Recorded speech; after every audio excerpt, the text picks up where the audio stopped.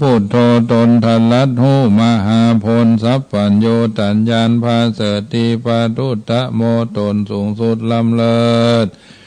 กว่าสัตว์สองตีนสี่ตีนอนุตตรโรตนพาผู้เสมอเหมือนบ่อใดพุทธมังกลามากรรมะผู้ใดได้หวานไหวพุทธมงคลสัพพะทุกขาปะมุนจะเลจักเอาตนปล่อยพ้นจากทุกข์ยากสัพพะอุบาทกังวลธรรมโมมังกลาสัมพุโตพระธรรมมงคลผ่องแผ้วคำพีโลลึกแลบยิ่งแล้วสุดพามานทุตตะโสคนบ่มีพญาญาณหันยากอนุงเป็นธรรมชาติอันอ่อนอ้อยสุขุมานธรรมะมังกลามากรรมะคนใดได้ถึงธรรมังกลาเลิศสัพพะปัญญาพระมุนจะเลจักปล่อยพ้นบังเกิดในตัวตนเป็นมหาผลผ่องแผ้ว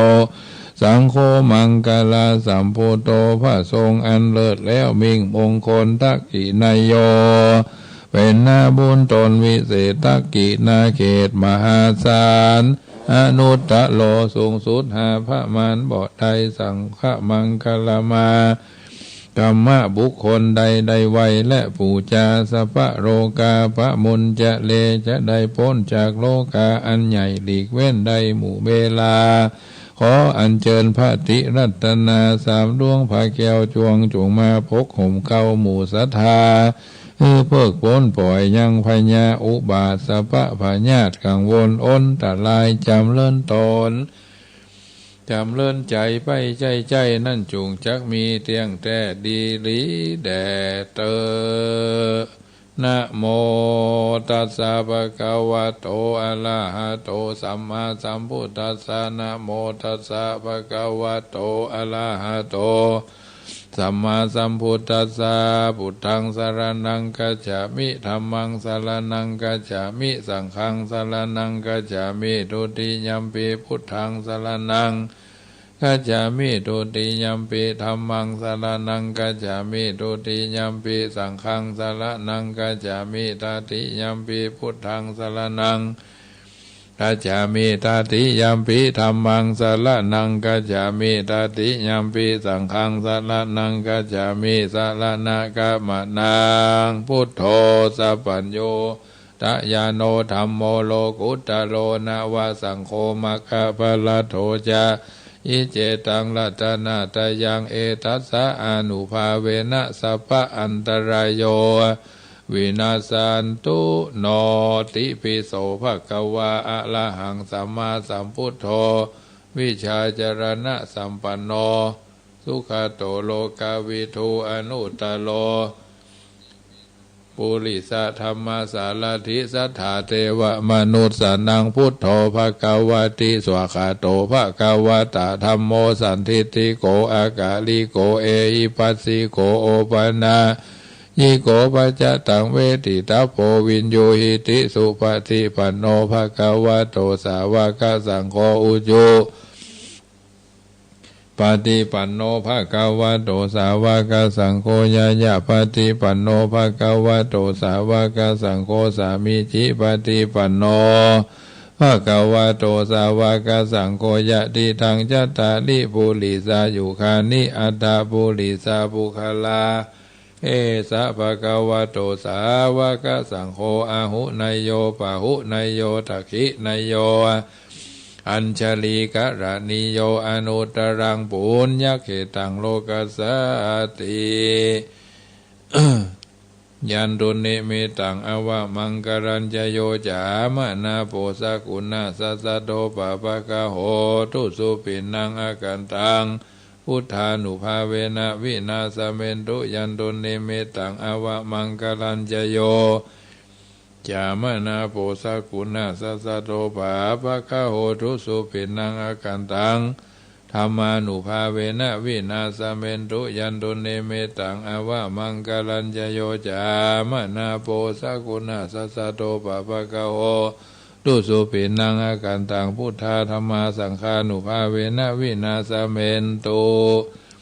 การณียมัทธกุสเลนะยันตังสันตังปะทังอภิสเมจัสสโกอุจูจัสุอุจูจัสุวะโจจัสสมุทุอนาติมณี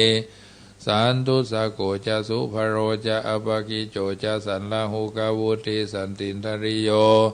จานิปโกจะอปะคโภคุเลสุอนานุขิโตนะจะขุทังสมาจเรอินจิเยนะวินยูปะเรอุปาวัฏยุงสุขีโนวะเขมิโนหนตุสัพเพสัตตาภวันตุสุขิตตาเยเกจิปนาภูตติตัสสะวะตาวะราวะอนะวะเสสาติคาวะเยมหันตาวะมัชฌิมารัสกะอนุกาธุราธิถาวะเยจะอธิถาเยจะทุเลวะสันติอวิทุเรภูตาวาสามภเวสีวาสเพสัตตาภวันตุสุขิตตานาปโรปรังนิกุเพทานาติมัญเยทากถาจินังกินจิปยาโรสนาปฏิฆาสัญญานัญญามัญญาสาทุกขามิจายามาตายาฐานิยังพุทธังอายุสาเอกาพุทธามนุระเขเอวัมปิสัพพะพุทเตสุมานาสัมภาวะเยอปาริมานังเมตัญจะสัพพโรกัสสมิงมานาสัมภาวะเยอปาริมานังอุทังอโทจติริยัญจะอสัมปะทังอเวรังอสัมปะทังทิทันจะลังนิสิโนวาสัญญาโนวาญวัตสาวิกตามิโทอติถายาพระมาเมตังวิหารังอิธรรมาอุติถินจานุปกรรมสีลวาทัสสเนนะสัมปันโนกะเมสุวินัยเขทังในจตุกภาสยังปุณเรติติการณียเมตสุตังวิรูปเขหิเมเมตังเมตังเอราปเทหิเมชาปยาพุเตหิเมเมตังเมตังกันหาโคตามะเกหิจาปะตะเกหิเมเมตังเมตังปะหุปเตหิเมมามังอาปาทาโกหิงสิมามังหิสิติปาทาโกมามังจตุปาโทหิงสิมามังหิสิปะหุปาโทสัพเพสัตตาสัพเพปานาสัพเพปุตตะจะเกวราสัพเพพัทธรานีปัสสันตุมากิจจิปาปมาฆะมาอปะมาโนพุทโธอปะมาโนธัมโมอปะมาโนสังโฆปามานาวันตานิสิริงสัปปานิอาหิวิชิกาสตปฏิอุณนานาภิสราภูมุสิกากตาเมลักขกตาเมปริตาปฏิกรรมันตุพุทธานิโสหังนะโมภะคะวะโตนะโมสัทธานัง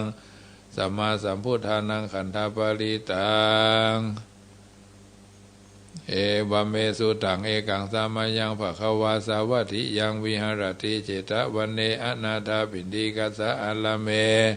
ตัลละโคภะคะวาภิกขุอมันเตสิภิกขโวติภะทันเตติเตภิกขุภะคะวะโตปัจจโสสุงภะคะวาเอตัทโวจาเมตตายะภิกขเวเจโตวิมุตติยาเสวิตายะภาวิตายะพาหุริกตายะยานิกตายะวัตถุกตายะอนุติตายะปริจิตายะสุสมาลัทายะอิเมเอกาทัสสานิสังสาปฏิกะคกัตเมเอกาทัสสาสุขังสุปฏิสุขังปฏิปุจจตินาปะปะกังสุปินังปัสสติมนุสสานังพิโยโหติอามนุสสานังพิโยโหติเทวตารคันตินาสะอาคิวาวิสังวาสัตถังวากะมติทุวตังจิตังสมาธิยติมุขวันโนวิปัสสิทติอาสัมมุลโหกาลังกโรติอุตลิงอปติวิชันโตพระมโลกุปโคโหติเมตตายาภิกขเวเจโตวิมุตติยาเสวิตายะภาวิตายะพาหุลีกตายะยานิกตายะวัตถุกตายะอนุติตายะปริจิตายะสุสมาลทายะอิเมเอกาทัสสานิสังสาปฏิกังคติอิตามโวจาภคะวะอัตตมนาเนภิกขุภคะวะโตภาสิตังอภินันโทนตินะโมนะมาสิกาโลอิติปิโสภคะวะพุทธคุณนังสารนังกัจฉามิธัมมะคุณนังสารนังกัจฉามิสังฆคุณนังสารนังกัจฉามิปิตามาตาคุณนังสารนังกัจฉามิมาตาคุณนังสารนังกัจฉามิอาจาริยะคุณนังสารนังกัจฉามิภูปัชฌายะคุณนังสารนังกัจฉามิสัพพะคุณนังสารนังกัจฉามิอาหังวันตามิสิลาสานิยาจามาอาหังอันว่าข้าจักไวสาขออาราธนาเอาคุณพระพุทธเจ้าอาสิภก จงมาเป็นคุณแก้วปกห่มเกาตนตัวแห่งผู้ฆ่าผู้โทผู้ทัดกำจัดออกไปสารพัดสัทธโลคือเสื่อมจันไรพญาที่โพยพานอันใดจะได้มาใกล้ด้วยเถเจ้าคุณพระพุทธเจ้า56 ดวงนี้เตอญาจะมิอันว่าคาจักไวสาอาราธนาคุณพระรัสธรรมเจ้า38จุงมาเป็นกำแพงตีบเทพแก้ว8 วงหอมแวดปกหอแวดวงตนตัวแห่งผู้คาธรรมโมธรรมัดกำจัดออกไปสารพัดสัตตรูคืดเสื่อมจันใดอุบาทตั้งหลายพญาธิโพยภัยอันใดจะได้มาใกล้ด้วยเถเจ้าคุณพระรัสธรรมเจ้า38 ดวงนี้เตอญาจามิอันว่าคาจักไวสาอาราธนาเอาคุณพระสังฆเจ้า14จุมาครี่เป็นพิดานคำมาเกิ้งมาบังตนตัวแห่งผู้คาสังโฆสังคัสสะเขากำจัดออกไปสารพัดคัสสัทธลูคืดเสื่อมจังไรวิโวยภัยทั้งหลายอันใดจะได้มาใกล้นี่นาคือตัวเดชะคุณพระสังฆเจ้า14 ดวงนี้เตญาจามิขาไวจักข้าจักไวสาคุณนาราธนาคุณพ่อ21คุณแม่พ่อ21จุมาเสด็จเข้าสู่เพื่อมาอยู่ย่างข้างก้ำขวาแห่งผู้คายาจามิอันว่าคาจักไวสาราธนาเอาคุณแห่งพระมารดามี12จุมาอยู่เบื้องข้างก้ำซ้ายแห่งผู้คายาจามิอันว่าคาจักไวสาอาราธนาเอาคุณสรรพคุณต่างหลายมากมายมีคุณอาจารย์10คุณอุปชายะสาวตัดตั้งคุณพระกรรมฐาน18จุงมาแวดวงตนตัวแห่งผู้คาตั้งคุณทิพมันตา14อักขระ37อัศวาส12คุณพัสวาส14นิสวาส13คุณศีลคุณต้านแห่งตัวตนแห่งผู้คาคุณศีล5คุณศีล8คุณศีล10คุณศีล9 ล้าน 9 พันโกฏคุณพระปาติโมกข์227คุณพระจุงลีลาเสด็จเข้ามาตั้งคุณโสดาภาสกิตากาอนากาอระหันตาคุณมักกะสีพระสี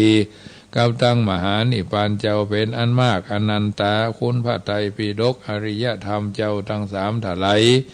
ดังที่กล่าวกันไว้ว่าสังวิทาปุกะญะปะสุวิตะอติมังสังมาติสังอังคุปาปามะจุปะปะสังวิทาปุกะญะปะเป็นตนตั้งคุณพระธาตุเจ้าชวดหนูฉลูชวดหนูพระธาตุเจ้าสลีจอมตองฉลูวัวพระธาตุเจ้าลำปางหลัวขานเสือพระธาตุเจ้าเมืองแป้เนาะทอกระต่ายพระเจ้าเมืองน่านมะโลงงูใหญ่พระธาตุเจ้าวัดพระสิงห์มะเสงงูน้อยวัด7 ยอดมาเมียมา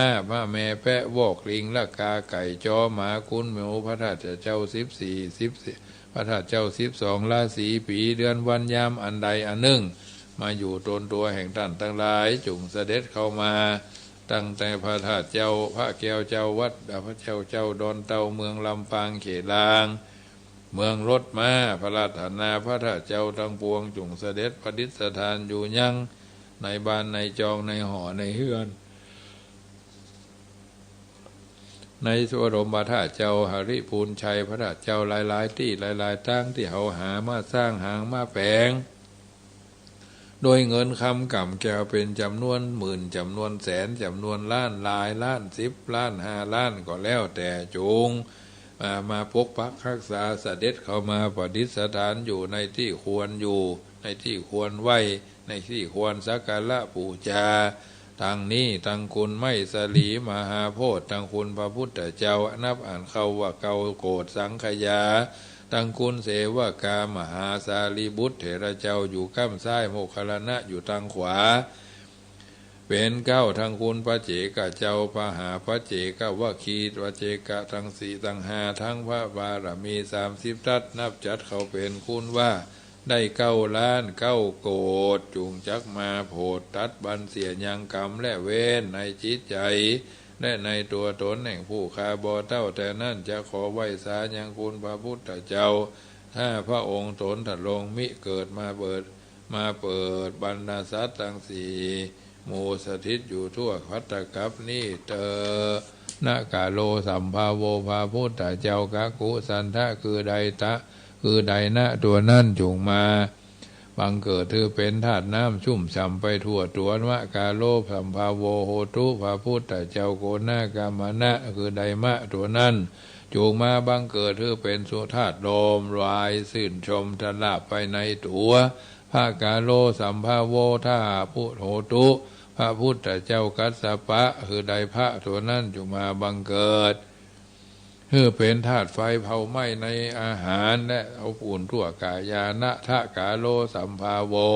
โอตุพระพุทธเจ้าโกดมได้ชื่อว่าทะตัวนั้นจงมาบังเกิดเป็นธาตุดินมีอาจีนคืออยู่สุขทุกจุ่มเนื้อเย็นใจ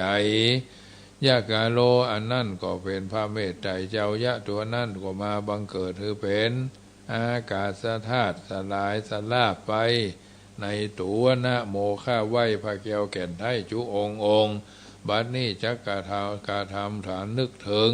อย่างกูลต่างหลายที่บอกฮือเศษคือว่าพระเกศแก้วสามตั้งสามทั่วจักกวาลอาทิตย์จันทร์การลาหูรบประกาศตังเก่านักขัตฤกษ์เจ้าเสาเจ็ดตัว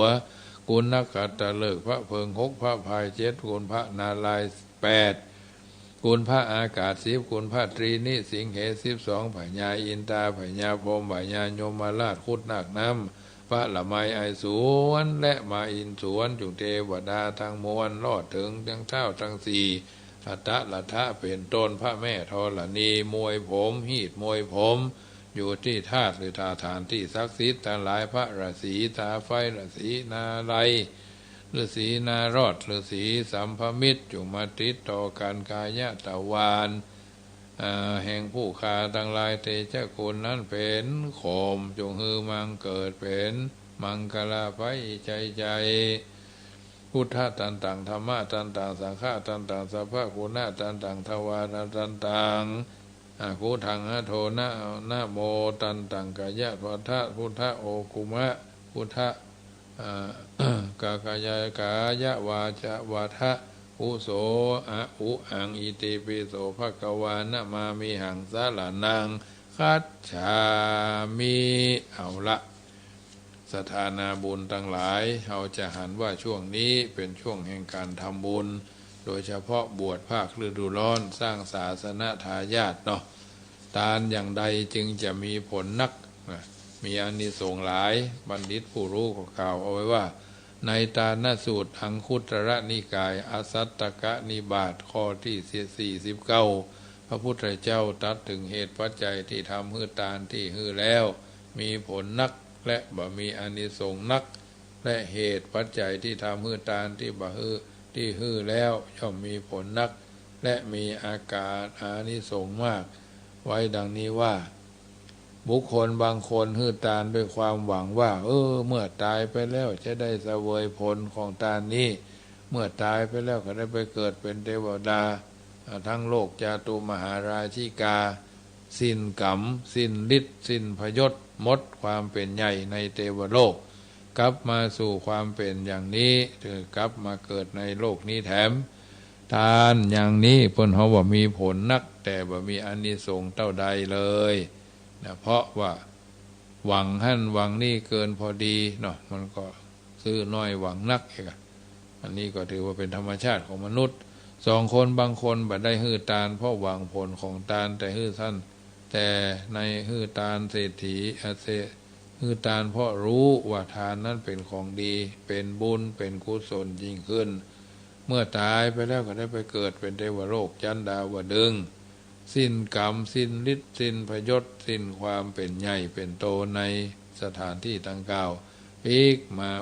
มาสู่ความเป็นอย่างนี้แถมคือพิกมาเกิดในโลกนี้แถมเนาะบางคนก็หากทานยังมีผลมากเท่าไหร่คนบางคนบ่ได้ฮื้อตานเพราะหวังผลตานบ่ได้ฮื้อตานเพราะว่าฮู้ว่าตานเป็นของดีแต่ฮื้อตานเพราะละอายใจพี่น้องปู่ป้อเพื่อนพ้องสหายพ่อแม่ปู่ย่าตายายบรรพบุรุษเคยทำมาก็บ่ทำก็บ่สมควรเมื่อตายไปแล้วก็ได้ไปเกิดเป็นเทวโลกเทวบุตรเนาะ เทวบุตรเกิดในเทวโลกชั้นจะมาสิ้นกรรมสิ้นฤทธิ์สิ้นการสิ้นฤทธิ์สิ้นหมดอายุความเป็นใหญ่ในเทวโลกแล้วก็พลิกมาสู่ความเป็นอย่างนี้คือพลิกมาเกิดในโลกนี้ทานนี้ย่อมมีผลนักแม้บ่มีอานิสงส์ก็ถือว่าเป็นสิ่งที่จำเป็นจะต้องไตร่ตรองพินิจพิเคราะห์คือทองแท้สมคุณสมค่าที่เฮาท่านทั้งหลายได้เข้าใจในสิ่งต่างๆเหล่านี้คนบางคนบ่ได้ฮื้อตาลเพราะหวังผลตาลบ่ได้ฮื้อตาลเพราะฮู้ว่าตาลเป็นของดีบ่ได้ฮื้อตาลเพราะบรรพบุรุษแต่ฮื้อตาลเพื่อหันแก่ความเป็นสิริมงคลหันสมณพราหมณ์ก็ดีเรานั้นมุ่งหากินบ่ได้เนาะเฮาหุง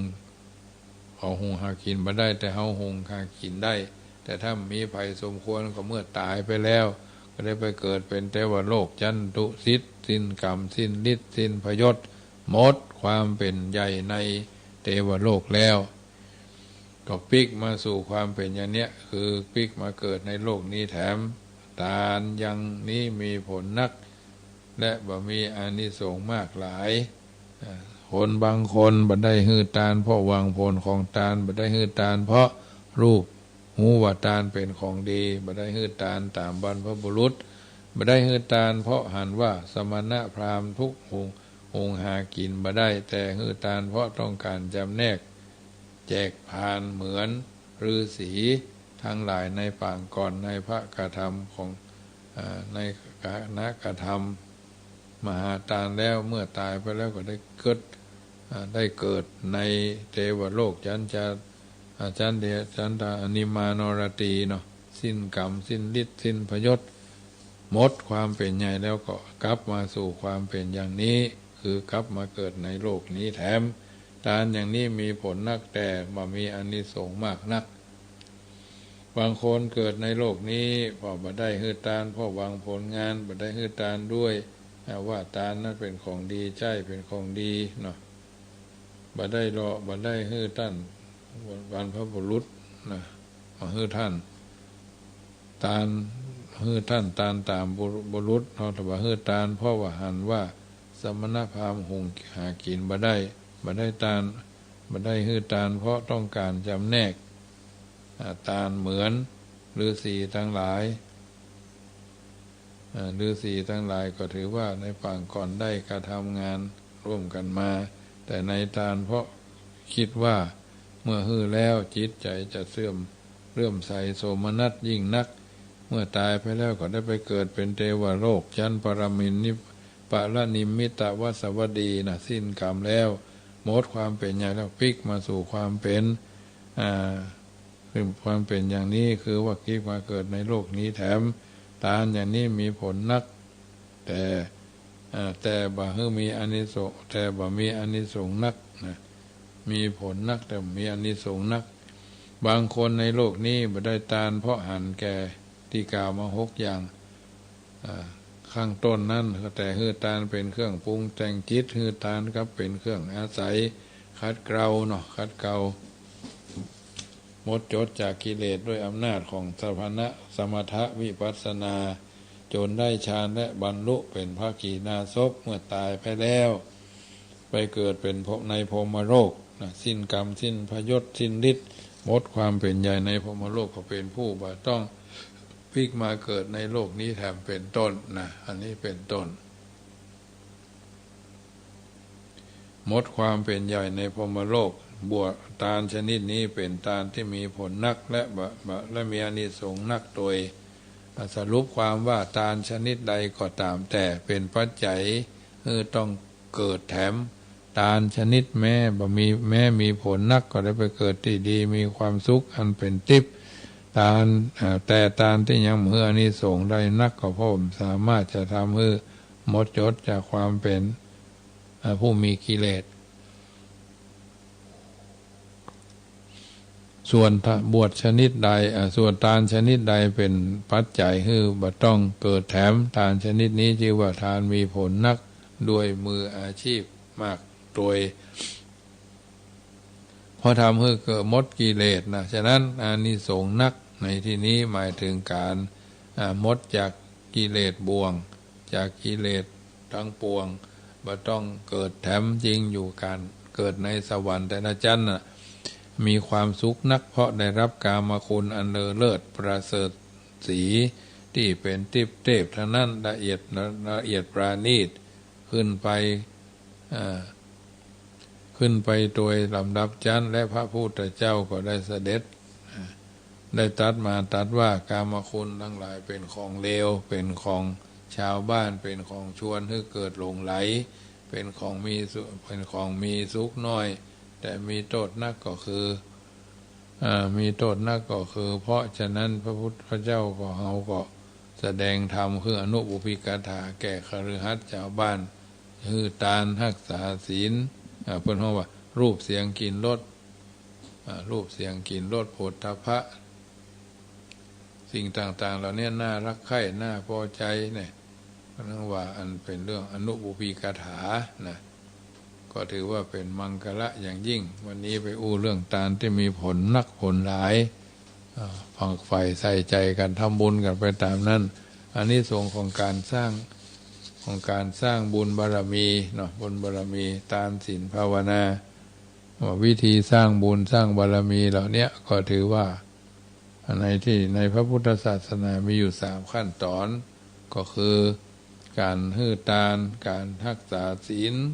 การเจริญจิตภาวนาเป็นการสร้างบุญที่ต่ำที่สุดได้บุญน้อยที่สุดว่าจะทำนักทำน้อยอย่างใดก็ชี้ทางให้ได้บุญนักมากกว่าไปไหว้เรือหลังๆต่อไปไหว้หรือไปถือสัจจะอธิษฐานต่อไปเพราะฉะนั้นการเจริญภาวนาก็เป็นเรื่องสำคัญนะจึงเป็นการสร้างบุญบารมีที่สูงสุดในนักที่สุดในทุกวันเนี่ยถ้าเราหากว่ากันแต่ว่าอันหู้จะกันแต่ว่าฮือทานอย่างเดียวเช่นการทำบุญตักบาตรทอดกฐินผ้าป่าสะสมทรัพย์สมบัติสร้างอุโบสถวิหารศาลาการประเรียนส่วนว่าการถือศีลแม้จะได้บุญนักกว่าการทำทานก็ยังมีการทำกันเป็นส่วนน้อยเพื่อความเข้าใจอันดีจึงขออธิบายวิธีสร้างบารมีอย่างใดก็จึงเป็นการลงทุนน้อยที่สุดแต่ได้บุญนักที่สุดคือการทำทานได้แก่การสละทรัพย์สินเงินทองที่มีอยู่ในแก่ตนโดยมุ่งหวังจักจุนเจือให้คนอื่นได้รับประโยชน์ได้ความสุขจากการเมตตาจิตของเฮาท่านที่ทานที่ฮือไปนั่นจะได้บุญทางจะได้ผู้ทำทานฮือเป็นบุญนักสักใหญ่ย่อมสุดประการย่อมสุดประการต่อไปนี้ก็คือนะทานนั้นย่อมมีอานิสงส์มากมีบุญบารมีนักเท่ากล่าวก็คือองค์ประกอบข้อ1วัตถุทานที่คือต้องบริสุทธิ์วัตถุทานที่คือได้แก่สิ่งของทรัพย์สมบัติที่ตนได้สละคือเป็นทานนั้นเพราะจะต้องเป็นของที่บริสุทธิ์จะเป็นของที่บริสุทธิ์ได้ก็จะต้องเป็นของที่จะตนได้แสวงหามาด้วยความสงบความบริสุทธิ์ในการประกอบสัมมาอาชีพนะเพราะฉะนั้นอันนี้ก็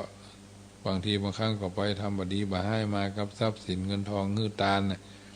ตัวอย่างก็คือได้มาโดยเบียดเบียนสัตว์และเดือดเนื้อเชื้อไขเห็นค่าข้ามขาลาวีหังข้ามขาลาวีต่างๆเป็นต้นว่าป่างัวควายป่างัวควายหมูนะโดยประสงค์จะเอาเลือดเนื้อของเขามาทำอาหารถวายพระเพื่อเอาบุญย่อมเป็นการที่สร้างบาปเอามาทำบุญวัตถุทานก็คือเนื้อสัตว์เป็นของที่ได้มาบริสุทธิ์นะแม้ทำบุญให้ทานก็ย่อมได้บุญน้อยจนเกือบจะบ่ได้เลยบ่ได้เลยทั้งอาจจะทำให้บาปจะถึงให้คนที่เอามีความใกล้ชิดสนิทสนมก็ต้องมา ไปตามวาระโอกาสเอาก็ฮือตานไปหาคนนั้นคนนี้เนาะที่เขามีพระคุณโดยจิตใจสำนึกของเราเองนั่นแหละเขาจะเข้าใจตัวอย่างลักทรัพย์ยักยอกช่อโกงอันนี้ก็เหมือนกันตลอดถึงทุจริตลาดบังหลวงอันเป็นการฮื้อทรัพย์สินสลิงคารทั้งหลายเหล่านี้บ่ชอบทำเพื่อเจ้าของเดิมบ่ได้เต็มใจฮื้อทรัพย์สมบัตินั้นไปจากตัวเองเนาะเพราะฉะนั้นอันเนี้ยเป็นเรื่องที่นำมาสาธยกคือญาติโยมสาธุชนได้ฟังเป็นบรรทัดฐานเนาะการฮื้อตานนั้นโดยมีจุดมุ่งหมายที่แท้จริงก็เพื่อการคัดเกลาความโลภความโกรธความโลภความตระหนี่ที่เหนียวความหวงแหนหลงไหลคลั่งไคล้ในทรัพย์สมบัติจะกินก็กลัวตายจะกินก็กลัวตายจะขอจะลายจะกินก็กลัวตายจะหดน้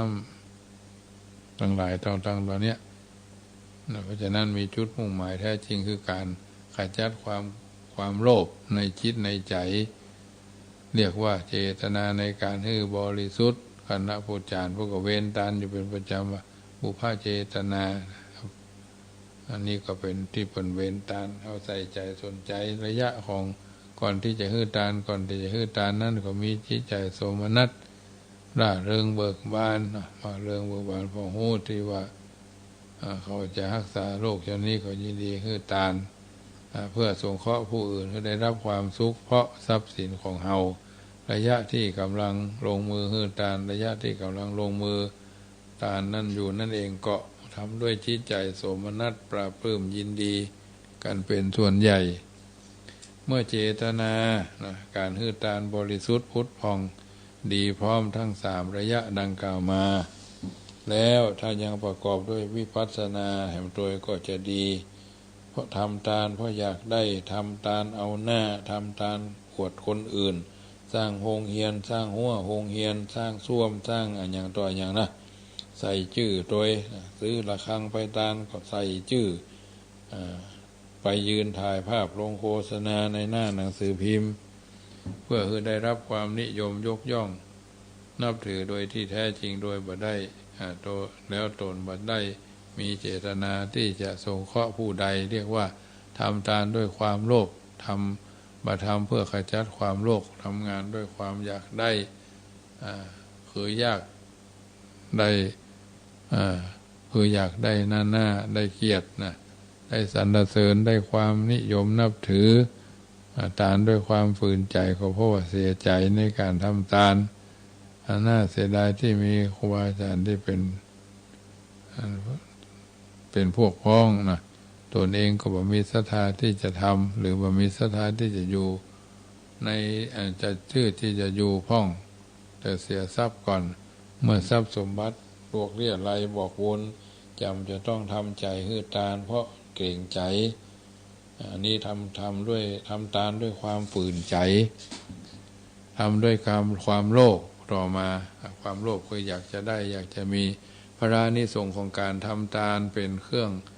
ที่ครบองค์3ประการที่ว่าเนี้ยย่อมมีผลคือได้ซึ่งมนุษย์สมบัติสวรรค์สมบัติแล้วจะบ่ได้ตั้งเจตนาเอาไว้ล่วงหน้าก็ตามเพราะสิ่งเหล่านี้เป็นผลที่สืบเนื่องมาจากเหตุผู้ทำเหตุครบส่วนย่อมมีผลเกิดขึ้นตามตาโดยมาเช่นเดียวกับปลูกต้นมะม่วงมาหดน้ำพรวนดินและใส่ปุ๋ยไปตามระบบของมันนะธรรมชาติธรรมดาเรื่อยไปและบัดอยากจะเจริญงอกงามและเติบโตออกจากผลในที่สุดก็ต้นไม้กำลังบรรนักย่อมเบียดย่อมน้อมนำบังเกิดในมนุษยชาติหากมีกำลังแห่งนักก็อาจจะน้อมจำไปบังเกิดในเทวโลกทั้ง6ชั้นเมื่อได้เสวยสมบัติในเทวโลกเสี่ยงบุญไปแล้วด้วยเศษของบุญที่ว่าคงเหลือนั้นน่ะประกอบไปด้วยมาอุปกรณ์อันอื่นถึงแทรกคือปอเป็นต้นทัดนั้นมาก็ถือว่าหลักแห่งการฮื้อตานปนกล่าวว่าเป็นเนื้อนาบุญในที่นี้ได้แก่บุคคลผู้ท ทำทานของผู้ทำทานนั่นเองนับว่าเป็นองค์ประกอบสำคัญแม้ว่าองค์ประกอบในการทำงานข้อหนึ่งข้อสองทำโดยบริสุทธิ์ท่วนดีกล่าวคือวัตถุทำหน้าที่ของวัตถุแสวงหาเป็นเรื่องที่จะได้ตัวผู้รับการทำทานเป็นคนบดีบใจอยู่ที่เนื้อนาบุญบริสุทธิ์เป็นต้นการทำทานนั้นผลิตผลหูจักทานจะได้รับก็คือบุญฉะนั้นในการทำงานตัวบุคคลเป็นผู้บุคคลผู้รับของที่เราท่านจึงได้นำเอาเงื่อนไขนั้นมาไขไปสู่จุดประสงค์และเป้าหมายเอาไว้เข้าสู่การทำงานและได้บุญมากหรือบุญน้อยก็ขึ้นอยู่กับคนเหล่านี้คนที่รับการทานจัดหาวัตถุสิ่งของให้เรียบร้อยทำบุญอย่าถามพระหรือตักบาตรอย่าให้เสียละอย่าตักบาตรอย่าให้เลือกพระเนี่ยทำบุญอย่าถามพระหรือตักบาตรจะได้ใส่บาตรพระเนี่ยเป็นต้นบวชหรือบางทีบางครั้งก็มีเรื่องของการบวชเนาะบวชขึ้นมาก็มีบวชประเพณีบวชหนีทหารบวชผ่านเข้าซุก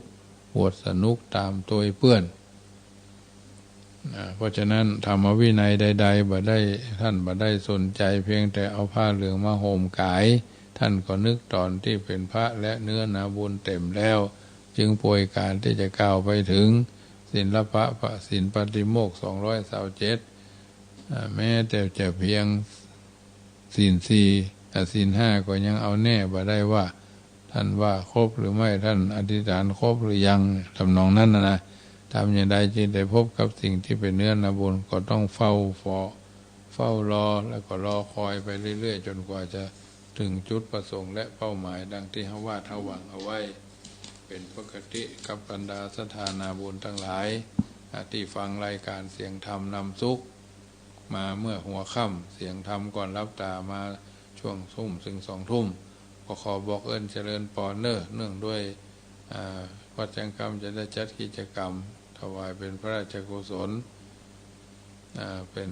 กตัญญูต่อผู้มีพระคุณเพราะวันที่2 เมษายนนั้นเป็นวันคล้ายวันพระราชสมภพสมเด็จพระกรมสมเด็จพระเทพรัตนราชสุดาสยามบรมราชกุมารีแล้วก็วันที่28 กรกฎาคมก็เป็นวันคล้ายวันราชสมภพในหลวงรัชกาลปัจจุบันเนาะ28 กรกฎาคมนี้ก็จะได้จัดงานบวช